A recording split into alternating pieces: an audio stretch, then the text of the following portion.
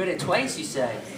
It's a bat. It's a bat. Thank you. She didn't even read it. Okay, so these are our bats. These are our bat pins for the two that were gone yesterday. Our bat fits over our bat pins, like this. I usually take just a little bit of clay and put it right where the bat pins are, because that helps keep the bat from wiggling. You want the bat to be still.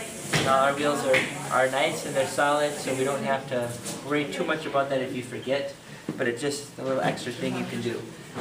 These are also bats, and these work just fine. They're on the pug mill. They just happen to be square, because we don't have anything out here when we work anyways. Yesterday you guys packed your buckets. So for those that were gone, we have our sponge with our warm water and our pail. We have our wooden knife. We have a metal rib and a wooden rib. And a potter's needle here that Alex took out of the sponge and has in his hand over there. Get him with the camera. Right. Now you're on the camera. So your clay is already wedged for you. This is my clay. Your clay will be the same clay you've been building with.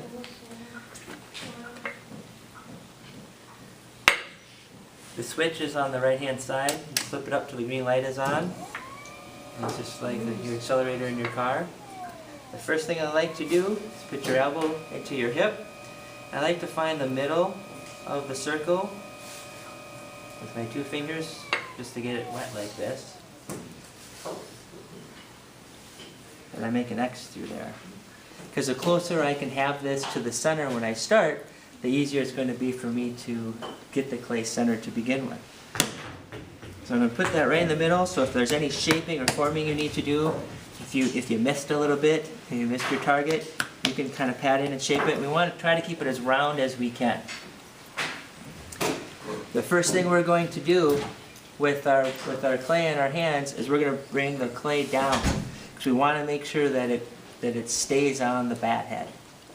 If I start to pull right away or cone, like in yesterday's reading, you start to pull or bring the clay up, sometimes it'll pull free of the bat head, and then you have to start over. You'll have to wedge a new piece of clay, which is why we said we'll have 3 ready for you when you are working, in case you have a clunker or something happens. The next one's ready, because now that one's wet. You gotta have to dry your bat head and start over.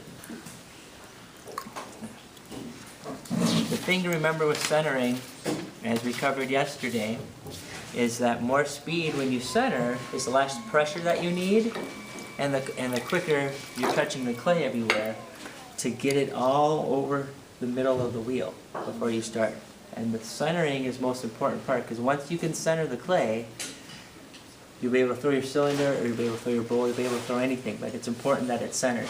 Because if it's off-centered, when you try to throw your cylinder or your bowl, one side will be thick, one side will be thin, one side will be tall, one will be low, and you'll have trouble. I take my sponge, I'm going to water onto the clay, because you don't want any friction. So if you feel it getting warm, you feel it starting to drag or pull, that's when you're going to get a little squeeze. And what I do is keep my sponge here in my palm.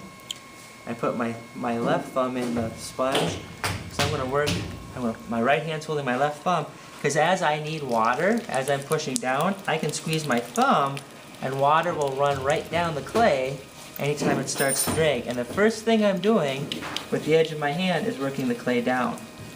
I haven't even begun to center yet, but just with this part of my hand on the outside edge here, as I put pressure going down. And that's what moves the clay down onto the clay head. So we want it to stay on the clay head. You can see here if I put my hand here, it's still not centered, but we're moving it down. My left hand is moving in and up. My right hand is going to push down, and they're just going to take turns working. My left hand is tight, just like when we rolled our coils by hand. And we're up. Whether your left hand stays open or you cup your fingers, that's fine. It's the same part of your hand creating pressure. So I'm pushing with this part of my left hand. As I'm pushing in, and I'm slowly bringing it up. This hand's bringing down.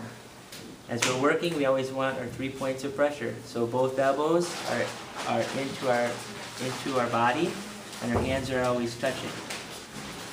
Because if my elbows are out here, my hands aren't touching, you can see this clay's not centered, it'll push me around. It'll push me around the wheel.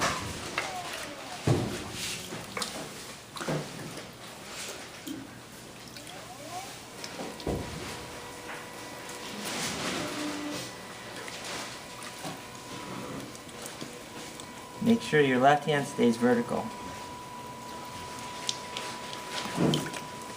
Because if your left hand is out when you're applying pressure, what happened to the students last semester is still my left hand's at an angle. So when they're bringing their clay down, they get this squished clay out here that ends up causing them trouble. So keep that left hand vertical into the clay. Put your nose over your clay, because it's all about leverage. It's not about muscle, so it's not your arms. It's leaning and using your weight. My elbows are in, my hands are touching, my nose is over my clay. Left hand's working up, right hand's working down. Squeeze my left thumb if I want to release more water from the sponge.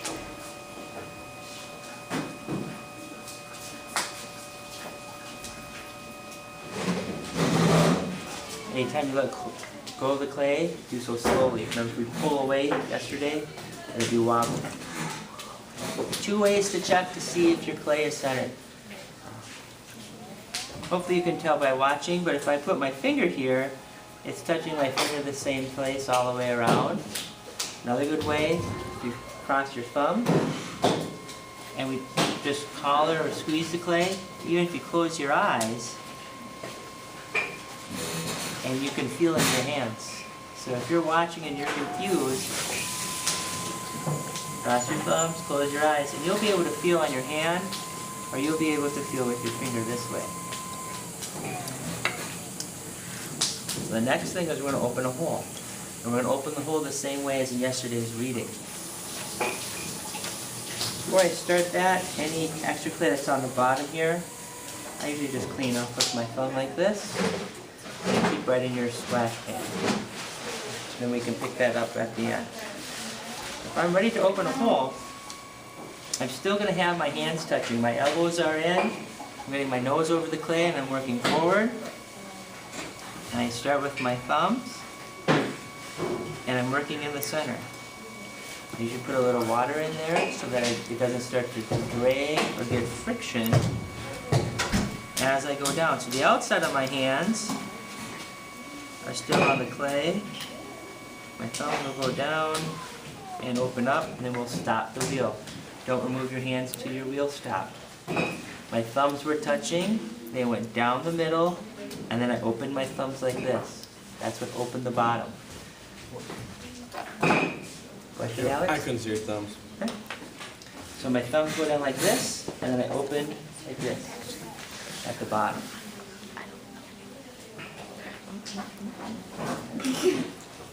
We're going to take our needle, put your needle in, and you put your finger all the way down till it touches the bottom of your cylinder, and you pull your needle out, and we want between 1/4 and 3/8 of an inch. We don't want to be paper thin when we cut this out. We don't want it to be really thick either, because that's a lot of clay at the bottom. So our goal is about 3/8 of an inch. Now that I know I have a thickness that I'm comfortable with, I can finish opening the clay. And I'm just going to use my thumbs and pull across this way, while keeping my hands on the outside so that I don't pull the walls open. So a little water. Anytime you feel drag, just a little bit of water. Thumbs are on the bottom. Elbows in. Open it up.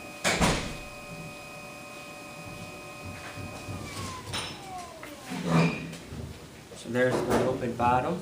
To compress the bottom, I'm going to use our wooden rib. And our rib is going to be wet. My elbows are still in. I'm just going to take this flat bottom of our rib and I'm going to put it on the bottom and just push just a little bit. And that'll help to compress the bottom of our piece, just to clean it up. So if there's any swirly mark in there, you can take it out this way.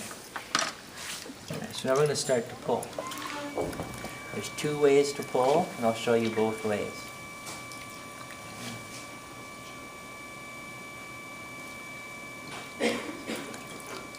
What I found was easier for me starting out, again I take my thumb, I'll give myself just a little groove here to start with. And the thing with pulling is you want to be even pressure. So my left hand's going to go inside, and I'm going to use my knuckle on this first pull. My knuckle's going to be opposite of my inside finger, and I'm going to push in with my knuckle, and I'm going to apply even pressure, and I'm going to slowly bring my hands up like it's going up the side of a pyramid. So I'm working from the outside to the middle. And I want to get all this clay that's down here and start to bring it up. The clay is going to go wherever there isn't pressure. The clay can't go down because the wheel head's there. If I apply even pressure, it can't go left or right because that's where my finger and knuckle are. So it can only go up. So that's what brings your clay up. So we're going to try to bring our clay up. So my finger inside is going to push, and I'm just going to take my knuckle. I can always squeeze my sponge in my hand.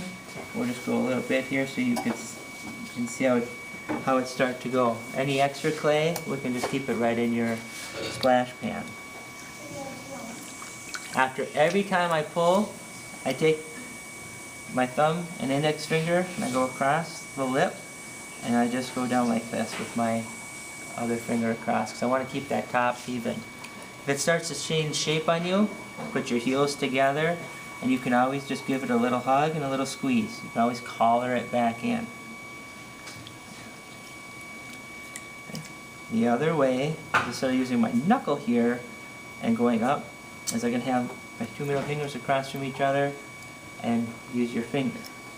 When I'm working with the clay here, I'm working at 4 o'clock. If this is noon, this is 3, I'm working right here at 4 o'clock when I'm pulling.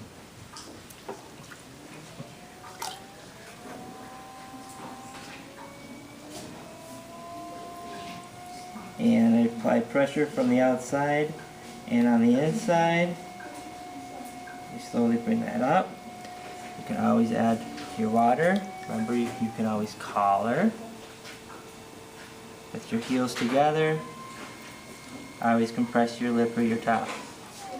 I compress the top after every time I throw, and I have found it works for me to collar a little bit after every throw so that the top of my cylinder is going in a little bit. If you have water building up inside, squeeze out your sponge, put it down there, and you can pick up that extra water if you notice water sitting down there. So I'm going to just pull a few.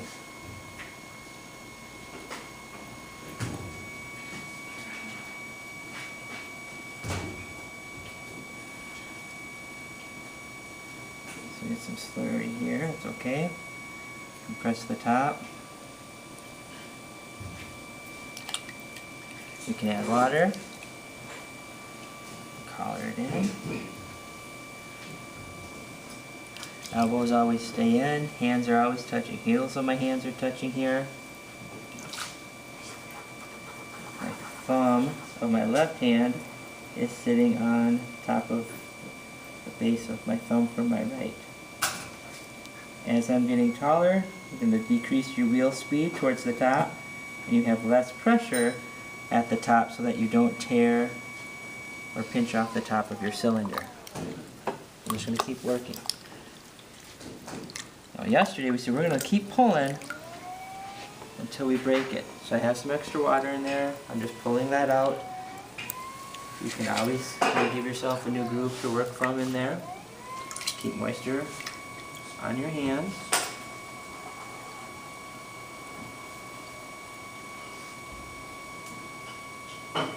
Even pressure.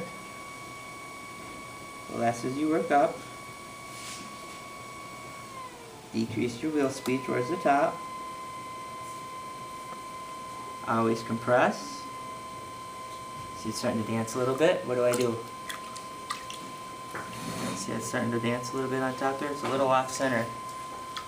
What is that called? How can I bring that back in again before my next pull? Collar it up. Collar it up. Thank you, Ryan. Yep. So I can put my heels back together. Heels back together. And I can collar it up. My nose is over my clay. I'm just leaning in, you just give it a squeeze. The clay is going to go wherever there isn't pressure. So it's all about pressure. It's not about your muscles. And I can always re-lift the top. We're going to keep pulling, but I want to show you how you can keep your top even. Let's say your top gets really uneven. Here's how you can trim the top with your potter's needle. Take your potter's needle, my elbows into my side, needles parallel to the wheel head. And I'm going to put the needle through the clay. I'm not going to put the needle into my finger, but my finger is going to be on my needle like this. And then I'm going to lift straight up.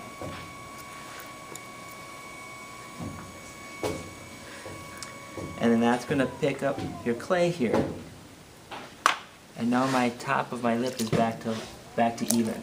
So as you're pulling, if you notice it's not even, you can always trim it with your potter's needle. So our goal today is just to keep pulling until we break it. Touch the clay everywhere. Hands are moving together. Slow down towards the top. Less pressure up at the top.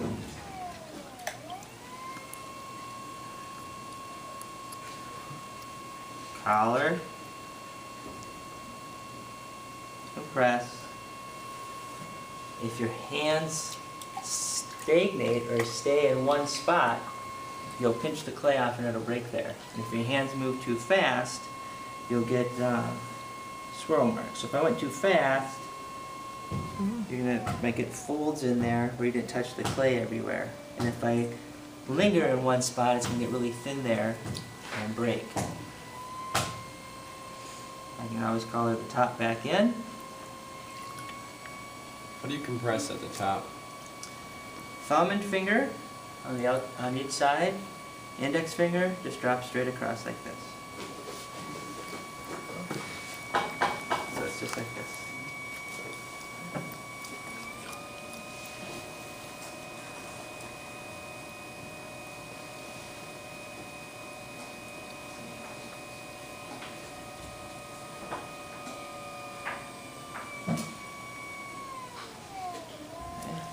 Slide onto top.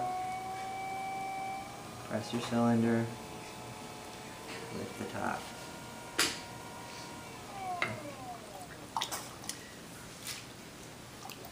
We're just going to pull now until it breaks, and then we'll be done. And you guys will start on your wheels because your clay is all wedged for you.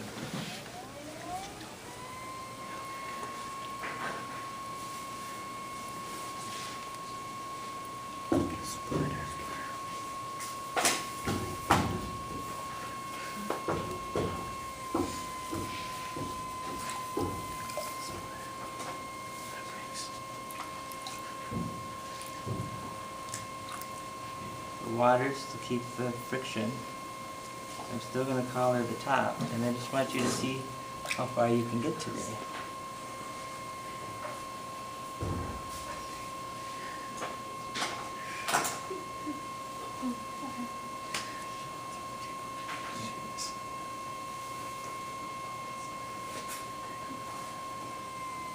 Starting to dance a little bit, so then you know you're going to put your heels together, collar that top back in.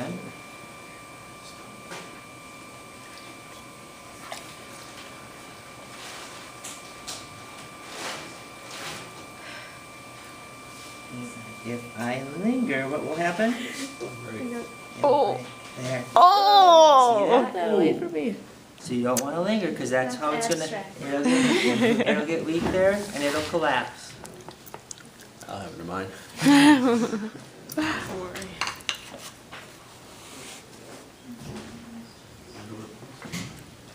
your clay